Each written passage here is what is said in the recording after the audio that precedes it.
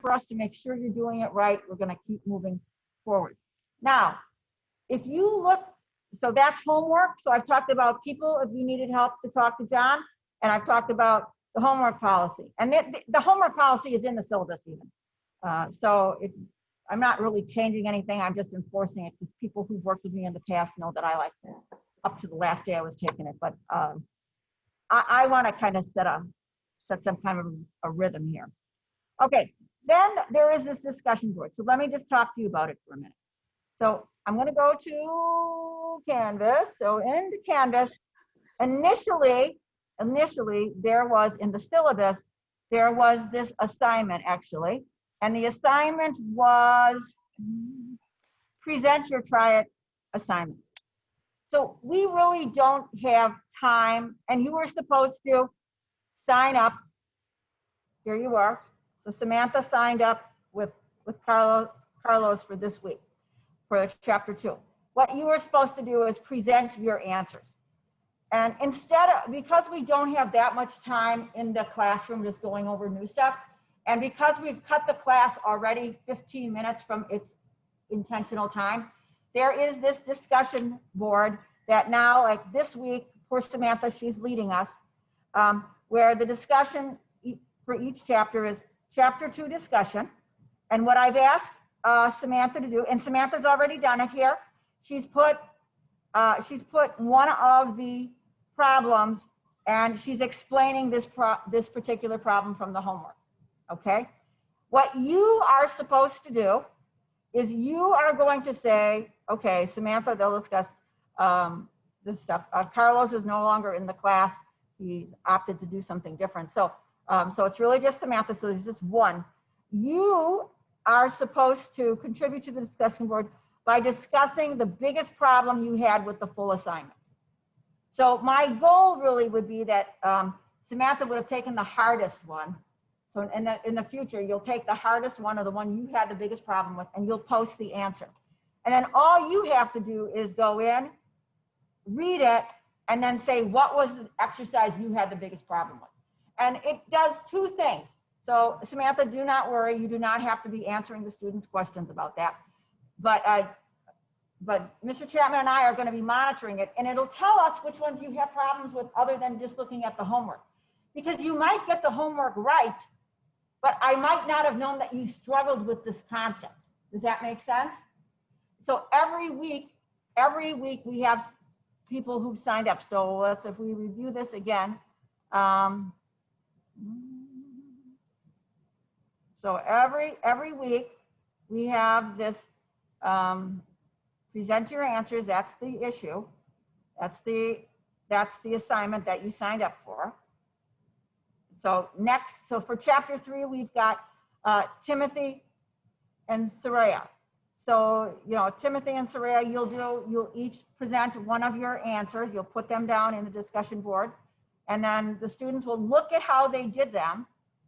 And then they'll talk about which ones they had difficulty with and why. All right. If you don't do it, you miss a bunch of points. So just a reminder, this particular assignment for the try it was 20 points. And then every week, each person will get 3 points for participating in the discussion board. Professor? Yes? On the discussion board, it says that replies are only visible to those who have posted at least one reply. So we can't see Samantha's response until we post something. Okay, well, I might have messed up. Okay, so that's very good feedback. So I will immediately, let me go in there and fix it immediately. Okay, thank you. All right, because I was trying to make it. All right, so maybe, okay, yeah, okay. All right, I think we're good on now, okay? Maybe I'll get rid of allow liking. All right, so we have threaded replies and it's graded. Okay, let's see. See if it works now. I think it will. I'm so used to with other discussion boards saying you have to post scores because, these discussion boards can be really a crazy thing. It works now. It worked? Yes, yes. All right, thank you, thank you. So does this make sense? Okay, I can do that thumbs up thing again, It makes sense. All right, was that you, Timothy? Yes. Speaking for the group, President Timothy has said it makes sense. Going. If you have a question, you know how to find either me or Mr. Chapman. All right. All right. So that's kind of where that is. I'm pretty excited about how I resolve this this potential opportunity. So let's start. Let's see what else we need to do. Okay. So we talked about the homework policy A. We talked about the discussion board B. Okay. Now we are going to talk about POP. And I'm very disappointed because I'm very thirsty, but I cannot drink anything because I'd have to take off my mask. Oh, so this is kind of disappointing to me. And oh, the other little tidbit I can tell you is that I haven't taken 66 for a long time, and the road is a giant mess. And if you're coming eastbound on 66 and you think you're in the lane that's going to get off at Ballston because it says 2 lanes getting off and you get on the right, do not do it in the very first sign because there is no lane a few feet later. And the cars are coming and you're thinking, oh my God, I'm about to get killed. So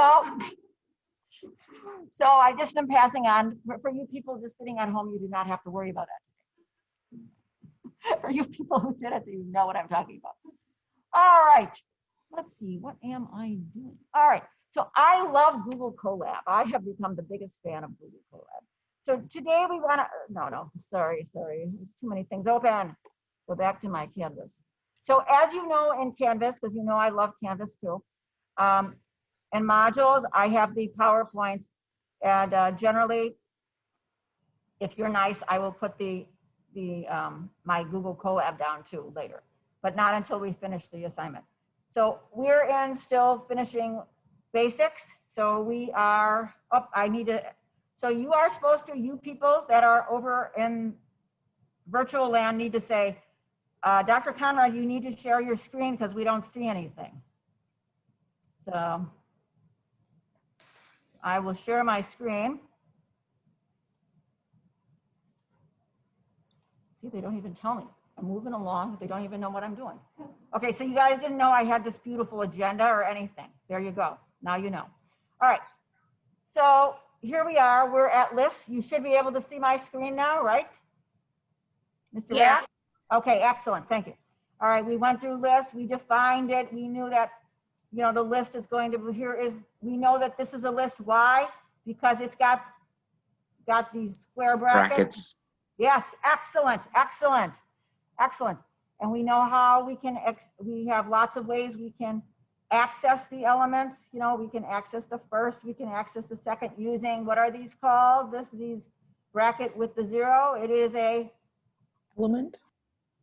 It's a what? Starts with an I. Index. Yes, is an index. And our indexes start with which number? 0. 0.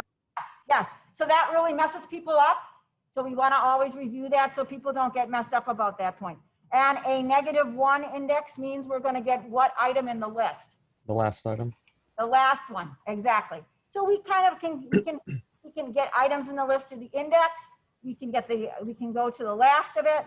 We can identify the number of things on the list. So, okay, we're going to go here.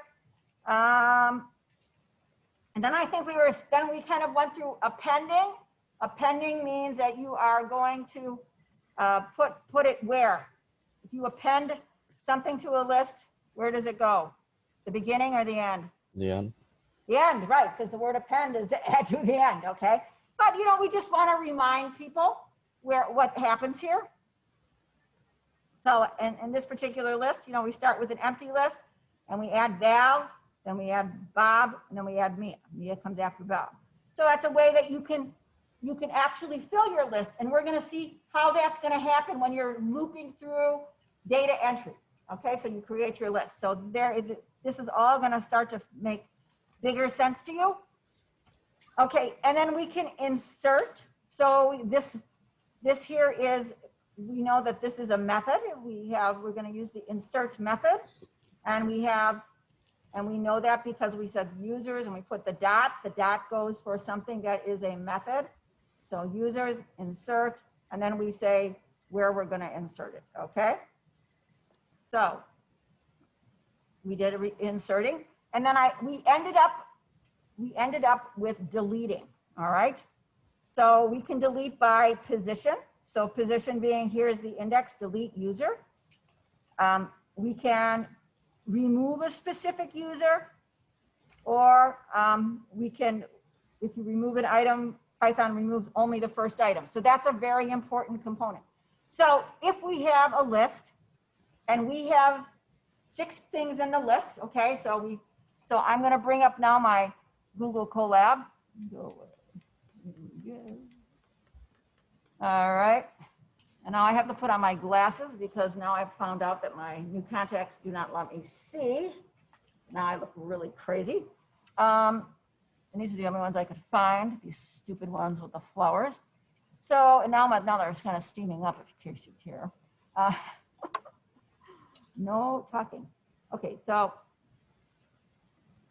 here I'm going to make this bigger so you can see it. Maybe so I can see it. All right. Oh, that's a good size, huh? All right. Maybe I can see it without this one. Now I'm fogging up. All right. So we went through the delete, and here we have an example of a delete. All right. So we delete user, and I'm going to delete which one? I'm going to say I'm deleting user number 2, right? So somewhere in my list, I would have deleted whatever user was number 2. So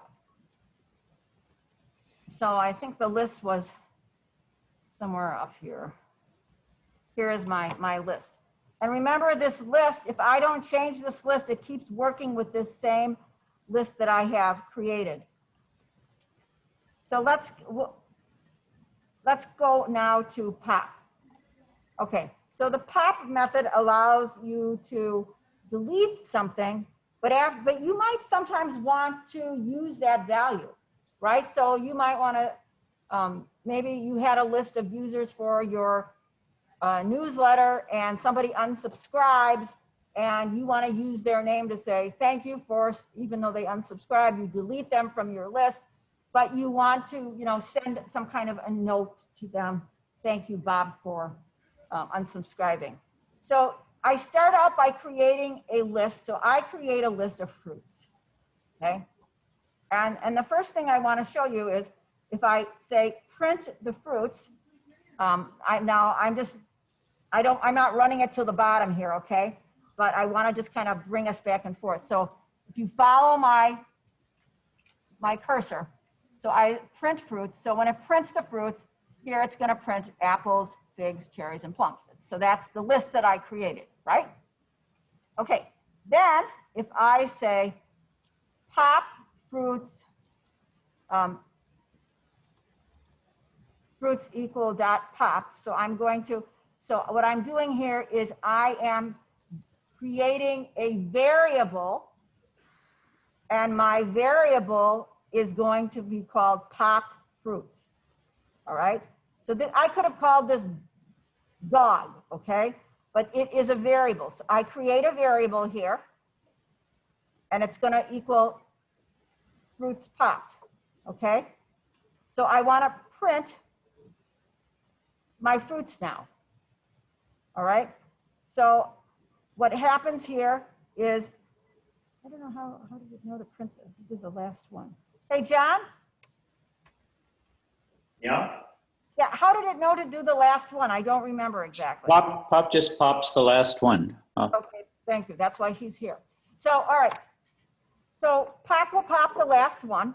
So we go to, then I print my fruits. And so my fruits, as you see, it's going to be the apples, figs, and cherries because it popped the last one. I guess I could have looked at my results to remember why. Okay. And then I want to print this variable, which I defined up here as popped fruits. So let's just say I'm going to, because everything has got too many names of popped, I'm going to just call this I'm just going to call it variable, var one, okay? So just so it makes sense a little differently, still should work. Okay, and I'm going to print variable one. I just want to make sure you understand it had nothing to do with the word pop. Okay, all right, so I run it again, it should be the same results. Okay, same results. So once again, this is a list. I print my list. This, I create a variable, and the variable is going to be the last item because, as John said, pop is going to pop the very last item.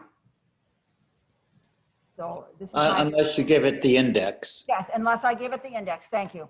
So unless I tell it a different one through the index, it's going to pop the very last item. So I'm going to print my list, right? Print fruits, because this is what it is. Print my fruits. Here it is. It doesn't have plums anymore, and it's going to have. And I say print my variable, and I print it here. If I put here, if I wanted to print pop number, let's say I do pop number 2. I don't think this is right because I think I have to go like this, correct? No, like this. Pop 2 is fine, but Really? yeah, just. All right, we'll try it. I thought I had to put that little stuff around it. Okay, it worked. Okay, so by just putting the index in here in the pop, it'll just do it. All right, so you understand how all this works. A lot of this is memorization, and a lot of it is I'm going to teach you the concepts, but you know, that's why we have a book, and that's why we have the internet. All right, so now if we wanted to add it to an F string, because we like F strings a lot. Okay, so here we have, in this example here, we have classes. So here's the classes. These are all the classes that I teach: Python, law, internship management. Okay, so that's a lot of classes, you should say. Okay, so if I print it, same as before, I'm printing all my classes that I teach. Okay, and then I have something called favorite class equal class 0. So if we look, favorite class is what? Is it a function? Is it a method? Is it a variable? What do you think it is? Variable. Yes, I heard it, variable. So favorite class, I create a variable. Okay, now I say, okay, my favorite class is classes. Oh, my favorite classes is index number 0, and here it is, Python. Okay, so you can see there's 2 ways here, because here we have the hard brackets, and before we just use the more rounded brackets. I guess it doesn't matter. Okay, so favorite classes equal classes 0. All right, and classes 0 equals the first item in my list. And then we go to our print, which we already have down. We start it with always our paren. We have our F statement, because now we're going to do, now it knows it wants to do a string. Okay, so the F statement says, oh, this now becomes a string. We have our new line. We have a tab. Then I say, I love my favorite class, which is the variable, and I'm making it a title. And I close this whole thing up, my variable with my method. And then I say, then I finish my string. So when I print it, we print this, it's going to be a new line. So you see it gave it a new line, and it says, I love my Python class. All right, and it indented it. All right, everybody's with me. And there's no quotes or anything because it is a string. Then if I create, here I did it again, I create a variable. I have classes pop. It's going to take my last one. My last one equals management. And I print this statement. I once again give a new line and tab. I have many students in here's my variable name, grad class, and I want to capitalize. And then because I'm using a method capitalize, I close it up, class, and I just print out, I have many students in my management class. So pop will delete the last item if you don't put an index. If you put an index, it'll delete the item that you deleted, but it'll allow you to save that value as we've seen here. So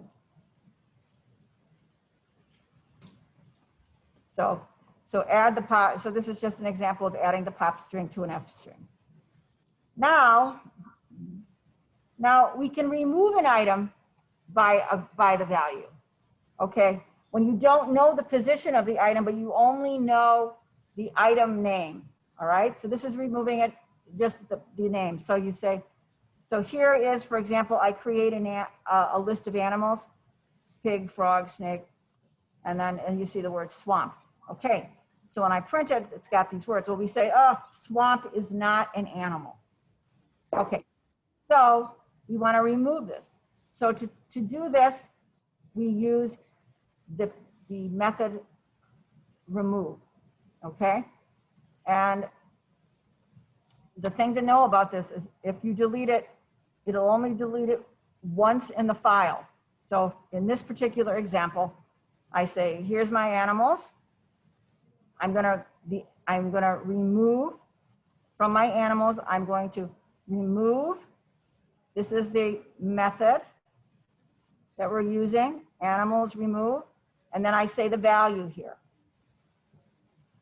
And I put it in quotes. So the value here, because this is a value that's in the list, right? This is one of our values. We have to have the parens around it. So I say, okay, I'm going to remove swamp. So I remove swamp and I print my animals and I don't have swamp anymore.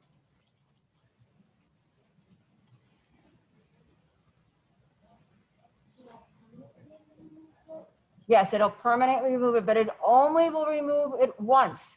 So if I have swamp in there twice, the other swamp will stay. So we're gonna do a little exercise in a minute. So as you can see, I removed it once.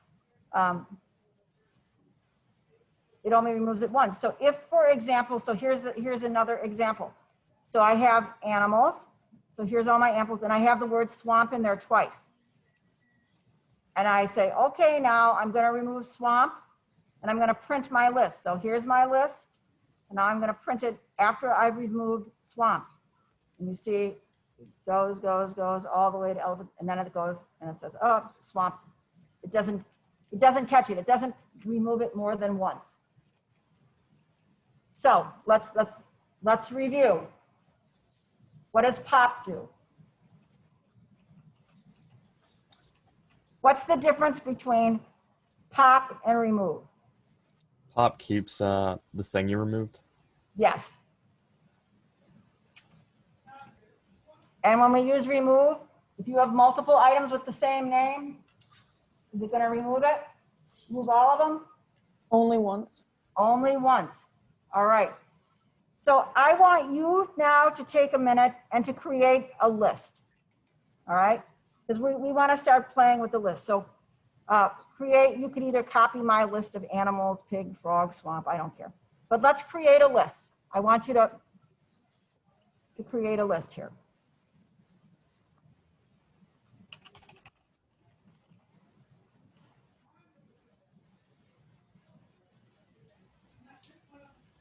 All right, so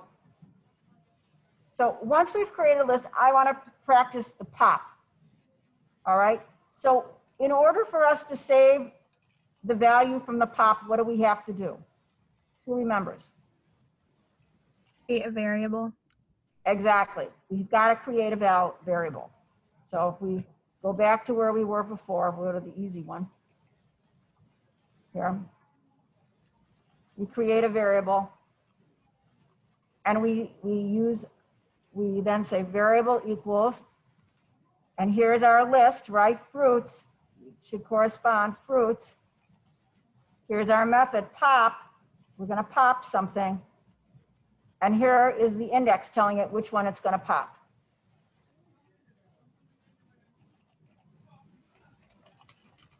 So now what I want you to do is I want you to just repeat what I'm doing here. I want you to print now your list after you popped it. Sounds like they're fooling around with balloons. And then I want you to print your variable.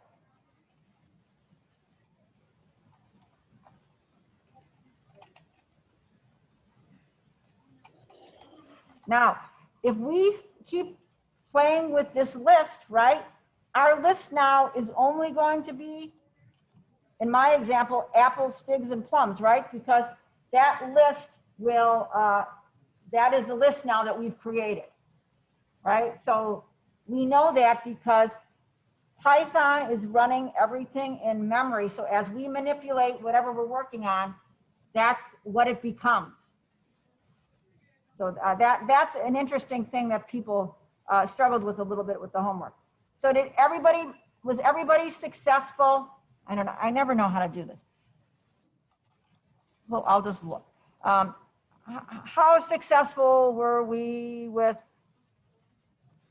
give me a thumbs up or a thumbs down. Were we able to, were we successful? Are you okay going on from POP? Because we're going to need to use these later.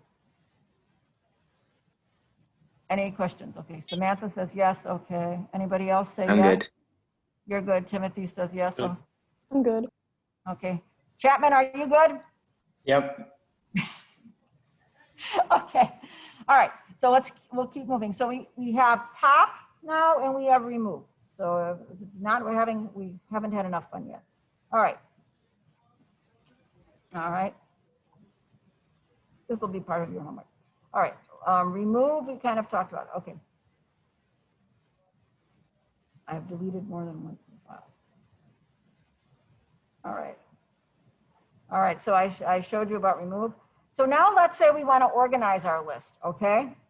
So we use the method sort. All right. So sort, we have two choices here.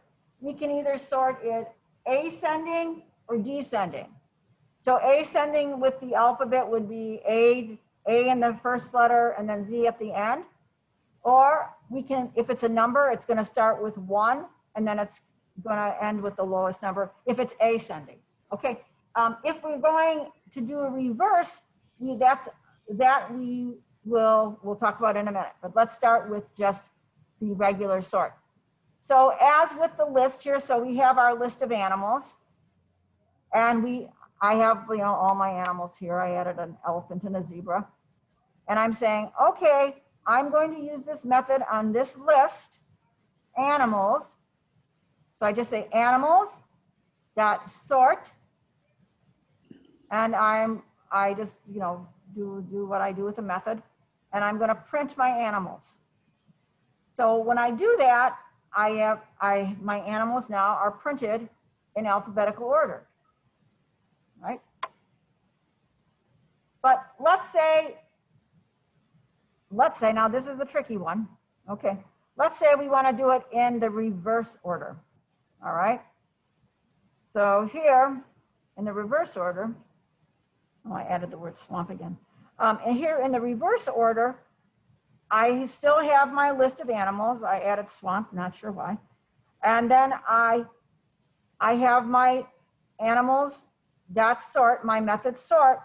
But now the tricky thing is that we say reverse equals, and it's a capital T for true.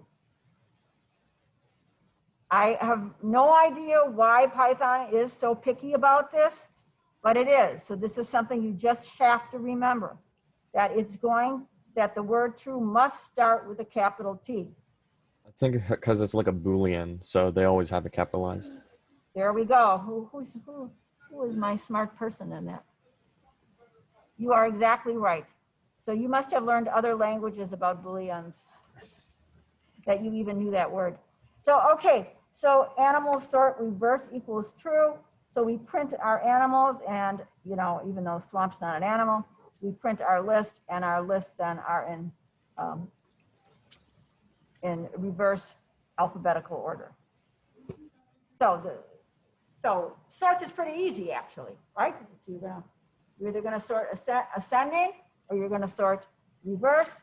If you're going to do reverse, we have to say in our sort method, reverse equals true. We have to make true capital T, and then we print. So we're almost done with lists, and we can go to the next thing, which is loops. So let's say, But one thing to keep in mind is once you do that, once you do the sort, your original a list is reordered. So you no longer have the original listing in the order that you originally entered them. It's permanently changed. Right, okay, so that's a good point, and that reiterates what I was saying before. As we're manipulating this, it's changing this list. Any other things that I forgot? No. Okay. Okay, so now we might want to say, you know, how many items do we have in this list? And so you can see where that's a very valuable function if you're trying to figure out how many customers have signed up for your newsletter, you know, and you're going to use this. One of the big things with Python is the screen scraping to see like what was the most popular word in job descriptions for IT. This is a project that I'm working on with Dr. Green. So anyhow, to do that, we use the length command, length. And now this is now a function, not a method. So once again, why some things are functions and why some things are methods is really quite challenging. Other than this one, you do not need to have, this one is just a function like print, okay? So here we have all of here's our list of our list called animals. Here's all the items in our list. All we do is just like with print, we say len, and then we put our list name, and the result is going to be the number of items in the list. So if the number of items are in the list, what is the highest index number for this list? 5. I heard it. 5, exactly. I heard it. Somebody timidly said 5. Right. So we always remember that that as we're doing our code. So this brings us to the close of chapter 3. So I think chapter 3, I had a couple of, what were the assignment questions, John? Do you remember off the top of your head? 3.8 and 3.10? For chapter 3, yes. Yeah. Oh, by the way, if I have like 3.8 and a hyphen 3.10, that doesn't mean don't do 3.9. It means 3.8, 3.9, and 3.10. So that might be a colloquialism for English. So just know that it's through. That hyphen means through, okay? So that was another thing people that I ran into. Okay, so I think now we are ready to start loops. Woohoo! All right, so I'm going to go to Canvas. And here I go. Go to modules. I'm really thirsty. Okay, open it up. All right, looping through a list. So let me go now to my other Colab.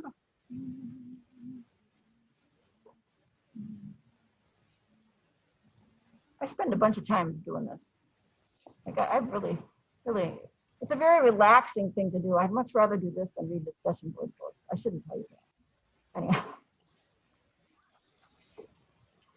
I could really get into just coding and things. It's very non-controversial. Why can't I get this out?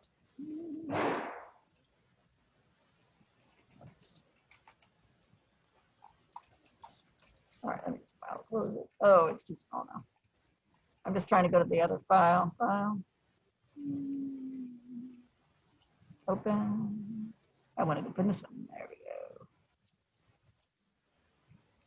go. Okay, let's make it bigger. All right, loops. Loops. Let's go to the PowerPoint so I don't miss something. Oh, no, we did that again. All right, let's do that. Nope. I have too many things going on here, folks. Okay, I think this is the one I want. Okay, looping through a list. Like I feel loopy. Okay, looping through a list. This is crummy to do it this way, so I'll just say it after all.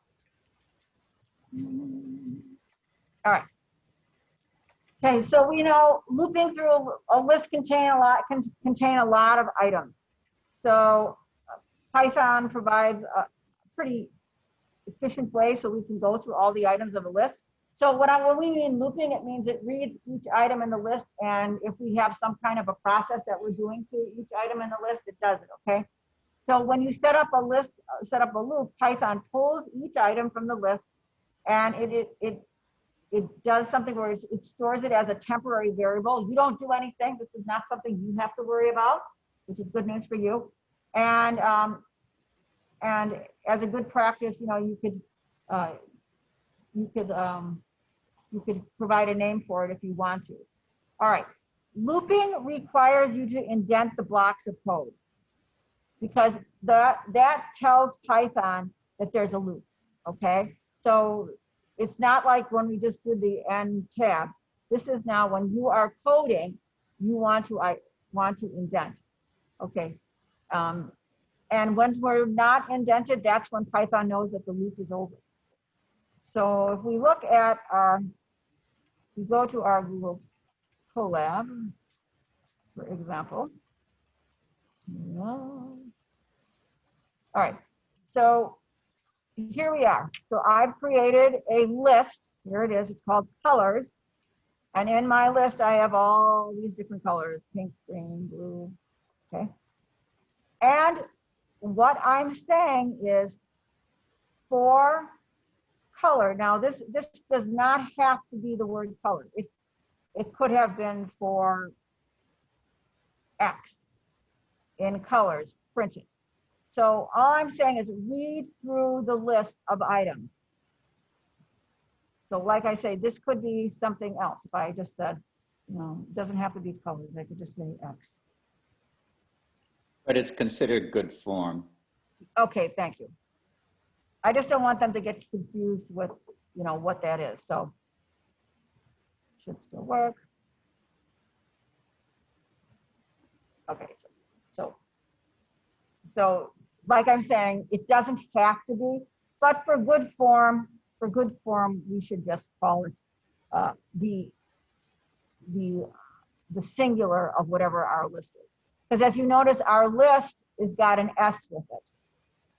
Now, if your list was, so like if your list was customers, then for customer in customers would make sense. All right, so let's just continue. So we know that we have a list, and we say for an item in that list, print each of the items. Okay, and what we notice here, so there's a couple of things we notice that happens here. So first of all, do we see any quotes around these items? No, so no quotes when we did this. Do we see it all in one line? No.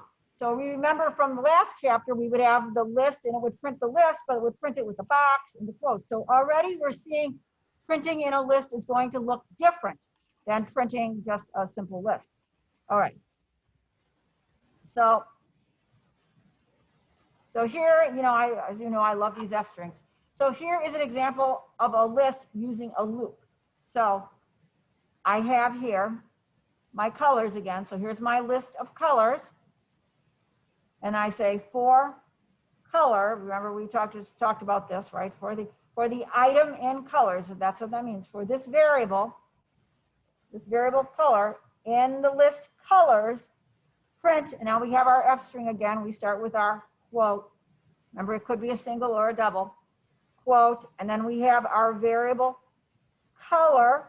And then I'm using a method title because I want my color to be capitalized. Okay, so that was my preference because I put it in the first line. All right, this is just an example where I put it in the first line. Okay, so I say color title because it's a method. I finish it up my variable with my curly Q. So I say my color is my favorite color, exclamation mark. And when I go to print it, then when I do this print, what it does is it runs through every item in my list, and it says, okay, pink is my favorite color. And as you notice, the print is indented. So that's how it knows it's still in a list. It knows it's a loop for this list. So as you see, pink is my favorite color, green is my favorite color, blue is my favorite, yellow, or not yellow, there's no yellow, red and fuchsia, okay? Then it is done. okay? If I put the print in a different place, I would get a syntax error. So if I was to move this, just to show you, do a bad thing, like this, and I run it, you see I get a syntax error. Indentation error expected at indent block. So, indent it. All right, so once again, we'll just kind of review. Here's a list. We're going to make, for a loop, we have to first identify each item. We create something that we're going to use as the identifier for the items of our list. In my example, I said color. In my list colors, I want to print it. If I want to print it, I must indent the word print. Okay, and then I use my variable name color, which represents my item, here in my F statement to do that. All right. Everybody with me? Okay, I'm going to say yes. Yes. Yes. Mine isn't working. Pardon? Mine didn't work. Yours didn't work. Well, why didn't yours work? It says the name color is not defined. Okay, so I'm gonna, let's just take 1 second here, and I'm gonna have you share your screen with me so we can diagnose what you didn't do right, Jared. So I'm thinking that's Jared. So it sounds like you at least, not that I'm assuming. All right, so let's just take a second. You can do that, because if we were in class, we would do the same thing. We are in class. Of course, there's so many different things with this crazy.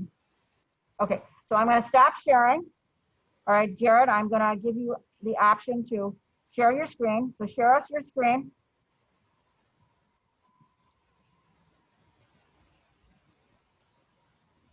I think you can share. Can you grab it to share? Okay, Jared is sharing. Okay, so let's look to see what he did here. Okay, so I see what he did. all right, tell him what he did. So X. in his loop, he used X, and he's trying to print color, but he should be using X. So it'd be print X dot title. Yep. Excellent, excellent. Woo! Okay, so so this is really a great way. Jared, I'm really happy that you, were brave enough to say that yours didn't work, because it gives us a chance for us to diagnose problems, because one of our first quiz will be about diagnosing why something doesn't work. You know, that's when you have to use a lot of critical thinking. Mr. Chapman is thinking up those exercises right now. So, okay, I'm gonna take the screen back. So stop sharing and give it back to me. Anybody else have any other things going on? Not, I'm back online. Oh, this class is going way too fast. Okay, so here in this next one is an example where I use 2 F strings used together. And the reason I wanted to show this is because I want you to start to see how you do like formatting and printing in a way. So here, in this example here, I want to say, I want there to be a space between each one of my options. So here we are again, colors. This is our list. Here is all the items in our list, nothing new. Here is our same statement for color. This is the variable we created in our list. Okay, now we want to say print. Okay, here's our F string. We've become very good at this F string. And then we're saying, okay, we start with the quote. So this is always a little tricky too. So you start with the quote and that formatting, that a /n and that /t, if you want to use the T2 for the tab, is going in that quote of the F string. And then I started out by saying, as you know, the last one, pink is, and I want to capitalize it, so I make it a title using the title method. Then I just finish my entire variable. This all goes with the variable. Is my favorite color, okay? And then I want to print the second line right afterwards, okay? So So I don't have then any kind of formatting, and I just print I see, okay, sorry, my string is just gonna be I see, and then my color, we defined color here. This is my variable, same thing. I see color in the waves of the water, okay? And then I finish my F string. So what happens when I go to print it, right? When I do print, it's going to print 2 lines. And then because I have this first one saying there's a line break, it knows that it's going to print a 3rd line. It's going to print a space before it prints the next thing. It's always going to skip one, start it on a new line. All right, so this gives you an example of how you would do 2 strings together. So from our example here, I think colors, you know, I think we printed this color here. Let's print another line, and I want the other line, I'm gonna just copy this. Sometimes I make errors, so I'm just gonna copy this. So do you guys know how to copy, by the way? It took me a while to figure this out. Sometimes I'm not as smart as you. I'm gonna copy the cell, and then I'm just gonna go, I'm just gonna add the code down here, code, and then I have to Control V, and actually it doesn't put it there, so you don't even need to do that. Did it do it? I don't know if it did. I think I just got rid of the wrong one. Okay, let me just do it again, sorry. Control V, all right. Okay, this one I wanna get rid of. So I just copied it again. Okay, so what I want you to do is print another line, and I want the second line to have a space, but also be tabbed in. So what am I asking you to do? So I'm asking you to go print. It's always dangerous for me.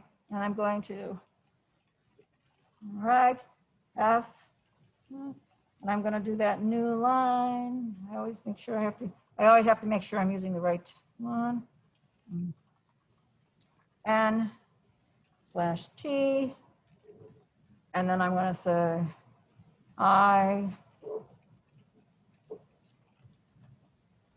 I enjoy this. Okay, and then I'm just going to go like color. All right, so and then I finish. Okay, so what should this do? We hope. The second line should be tabbed in, and there should be a space between each set of words.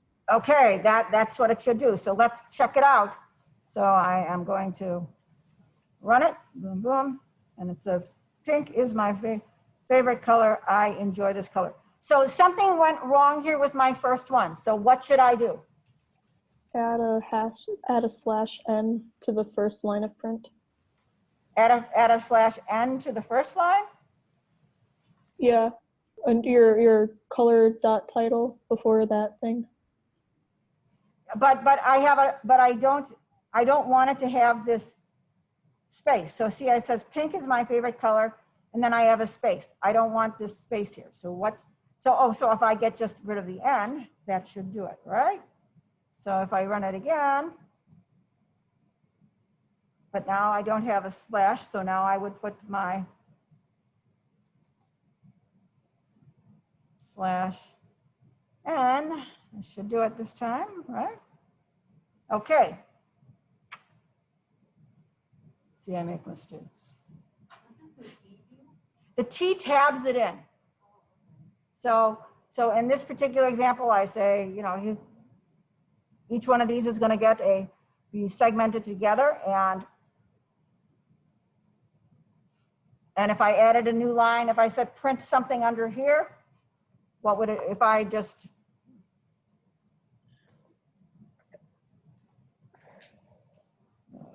copy? I don't know if it's going to do it right. No, I don't think so. Sometimes it does it right, sometimes it doesn't. No. All right.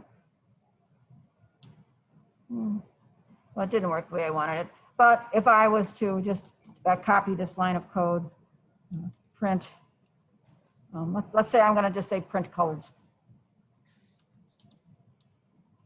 What is this going to look like now?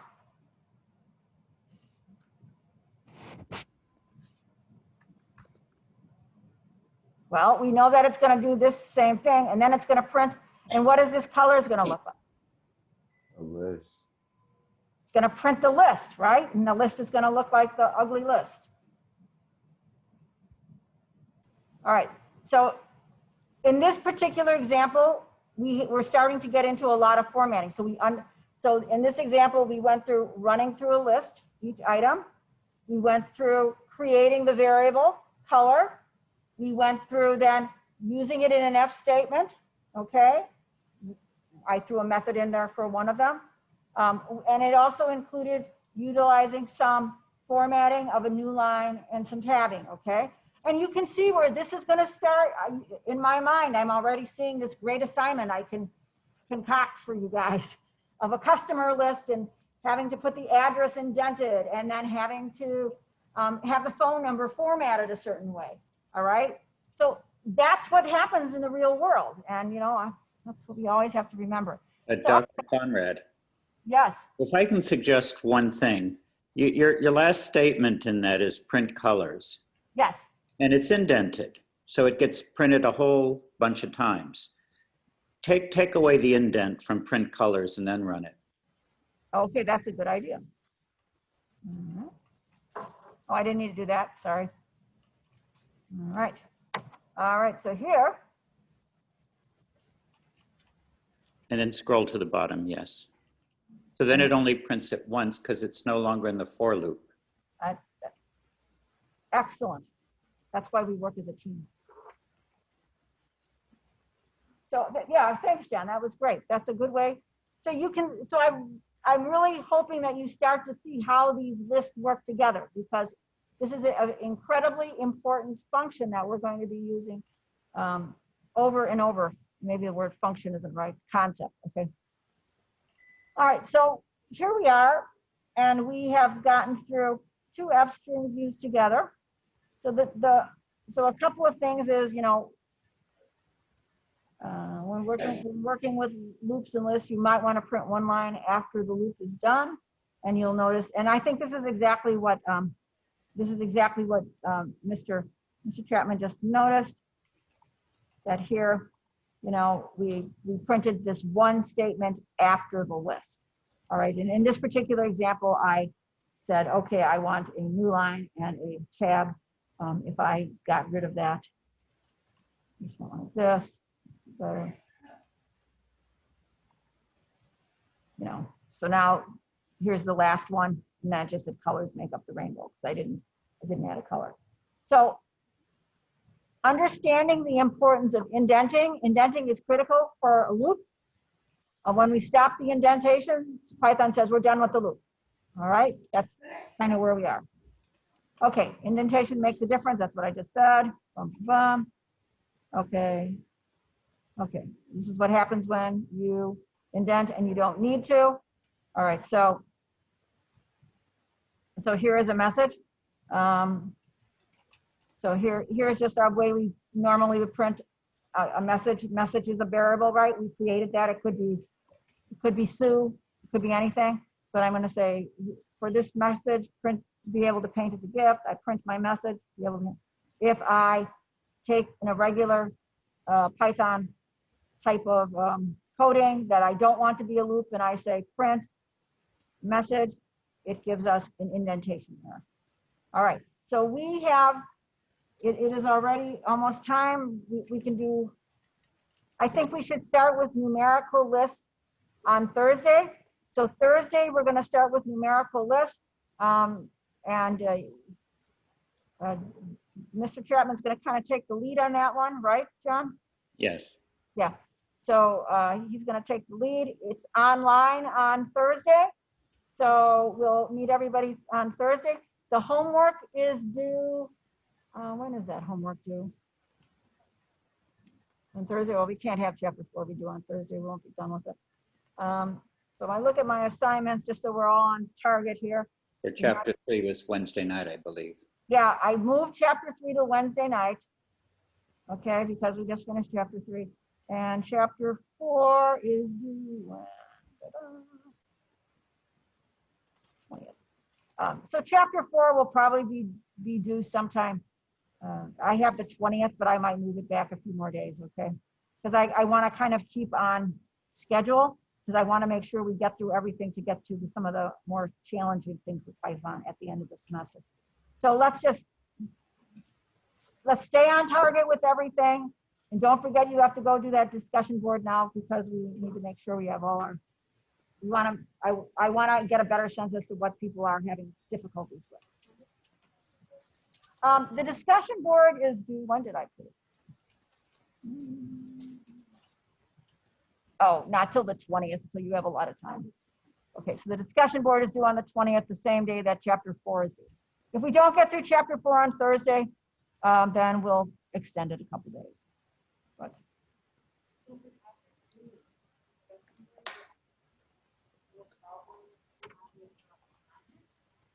yeah, with chapter 2. Yeah. So you're just going to look at what Samantha put down, because she did it to start out with. Okay. So Samantha's already put how she did it. Now, if you did it a different way, that would be really great to share with the class, that I did it a different way, right? Because there's a lot of ways you can do this. So, and if you do something extraordinary in the discussion board, I'll give you extra points beyond, okay? Extraordinary means extra points. Just doing it means you get the basic points. Not doing it all means no points. Okay, guys. I hope this was I think it went very well today. Thank you, Mr. Chapman. Now, are there any people who want to have extra time after this class for help? Do you see anybody, John? Otherwise, I'll keep, well, the reason I'm saying is I will log out, but John will stay on. So I'm going to log out, but I'm going to stop sharing. I'll share, and I'm going to end it, but only for me. And I'm just going to leave the meeting. Assign.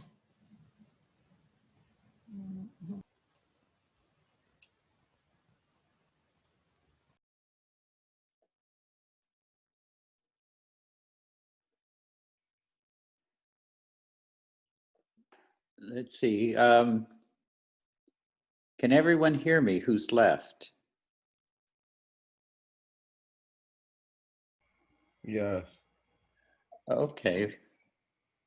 Now, yeah, I wanted to stay on because some people were having difficulty, and there was just sort of difficulty with posting assignments, as well as certain difficulties with the exercises. And I was just sort of having like a class hour in case anyone was having difficulties they wanted to discuss.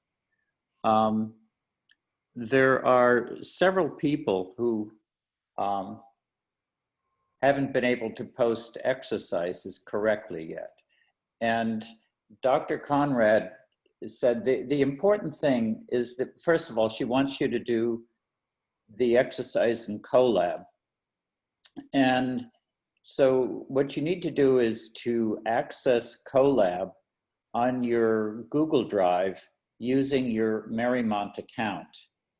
And when you do that, you've got to give access to Dr. Conrad and to myself if you want me to be able to look at your Colab. But the important thing is to give it to at least Dr. Conrad access privilege. Otherwise, if you submit the Colab to her, she won't be able to view it. And that's critical. So it's complicated. It seems to me that there are three things here that you've got to juggle. And one is Python itself, the language. The other is the editor you're using for Python. And then there's this Colab as well. And basically what I suggest you do is that the exercises, you use kind of your, and your Python editor is PyCharm, I think is what she wants you to use. Is you use your editor to kind of test the assignments, to do it in your editor in PyCharm, the exercise. And then if you get it to work, then just copy the code and paste it into Colab. So then your Colab would start with, say, exercise 2.3, and then you would state what you're doing in text, and then you would insert the code, and then you would click that little run arrow and run it so you get your answers, and hopefully the answer is fine. But it's, this juggling, around, and then for everyone at home, which is most people, you've also got Zoom to contend with. And so it's a juggling act, but it takes a little while to get used to just kind of the basics. And so the basic is how do you get your editor, your Python editor, to run, to enter code and then run, and then how do you get this code into Colab so that you can kind of append everything and see what's, and that way Dr. Conrad can see what you've done for the different individual exercises, having all the exercises essentially on one page. So if you're still having trouble doing that, then please let me know.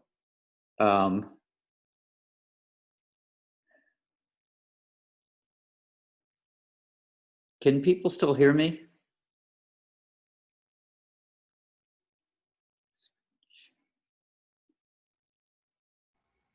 Yes. Yeah. Okay, I'm just seeing my Zoom here. So for the, I have participants, I've got a few participants here. And now,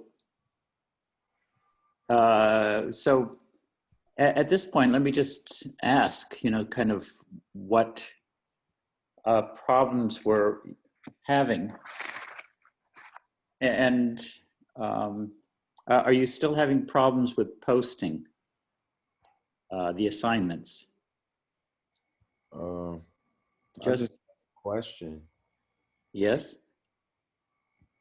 So for the chapter 2 assignment, if we didn't put the link up there at first, but we had the Colab, the Google Drive file, are we gonna get points if we gave you the link a couple of days later? Because we didn't know to put it up there at first. Right, but yeah, if this is kind of like trial and error right now. So you're not being penalized if it's late. You're just being penalized if you don't submit anything. So don't worry about it being late. So yeah, just go back to your Google Colab and grant her access to that link, and then it should work. Okay. So, but make sure that you're first of all, make sure you're in Google Drive for your. I have different Google Drives. I've got a Gmail account which has a Google Drive, and then I've got a Marymount account which has a Google Drive. So make sure you're in your Marymount account, and you go to your Google Drive when you set up your Colab. And then when it asks about access, make sure that you've enabled Dr. Conrad to have access to your Google Colab, to that link that you're submitting. Yeah. And as I said, don't worry about, for chapter 2, it being late. And hopefully, chapter 3 is not due till Wednesday night. So hopefully you'll get the problems worked out by Wednesday night. as far as chapter 3 goes. But right now, you know, Dr. Conrad's being very lenient because, you know, it takes a little while to get used to all of these tools that you've got to juggle. All right, thank you. Okay, now, are there any other questions? Now, Somebody was asking in the chat, I don't know if you saw it, they're asking, the Zoom meetings are being recorded. Like, is there any way we can access it through Canvas or anything, the uploads, or no? whether the, I'll have to ask Dr. Conrad. The problem with that is that sometimes she forgets to start the recording. Sometimes she'll pause it and forget to restart it. And so I'm not sure exactly how much of the session is actually recorded, but I'll ask her and then try to post whatever we have recorded. Okay. Okay. Now, one other thing I've noticed too that I want to bring attention to is that, you know, it's very important that you read the exercises, the questions carefully. And if it says something like print 4 times, you know, and in one exercise it was print, you know, without formatting, print with left formatting, print with right formatting, print with both left and right formatting. So the exercise said print 4 times. It's very important you print 4 times. And I've seen, you know, a few people just print once. It's very, and only the last step. But if the exercise says print 4 times, then I expect to see 4 prints and not just 1. So be careful, you know, that you do the exercise that's requested of you and not kind of quickly rush through it and just, you know, as I was saying, print once when it's asking for 4 print statements. So be careful, you know, when you do your homework and on any exam question, you know, read it carefully and make sure, you know, if there are 2 parts, you answer both parts and not just the first part and go on to the next question. Now, and you know, there's a lot of playing around to do with Python. You know, there are proper ways to do things and there are improper ways to do things. And it's sort of like, you know, I liked Edison's attitude, you know, about spending you know, a day or a week, you know, trying to do something and not succeeding. And his attitude was that he didn't find 1,000 ways to fail. He found 1,000 ways of not working. And there are many ways that you can discover that Python simply doesn't work. It's not that you failed, you know, to do something. It's just that Python, you've discovered ways that Python doesn't work. So, you know, I was kind of playing around with it myself. For instance, you know, list. Well, you know, so far we've had lists of strings and we're soon going to have lists of numbers. Well, what if we have mixed strings and numbers? And then we tried printing, then what happens? You know, it's kind of fun to play around with these things. When things aren't, because when things aren't so neat, because, you know, you'll make mistakes. You'll make mistakes where you're where you're entering a list of strings and then you'll forget, you know, parentheses, then all of a sudden you no longer have a string, you then have a variable. And then what's going to happen? Now, are there any other questions at this point? Let me see. No. Thank you. Okay, well, you're welcome. If you do and you want, we do have class hours, then you should email Dr. Conrad and request during the class hours, a particular time during the class hours to say log on with Zoom and discuss whatever problem it is. Okay?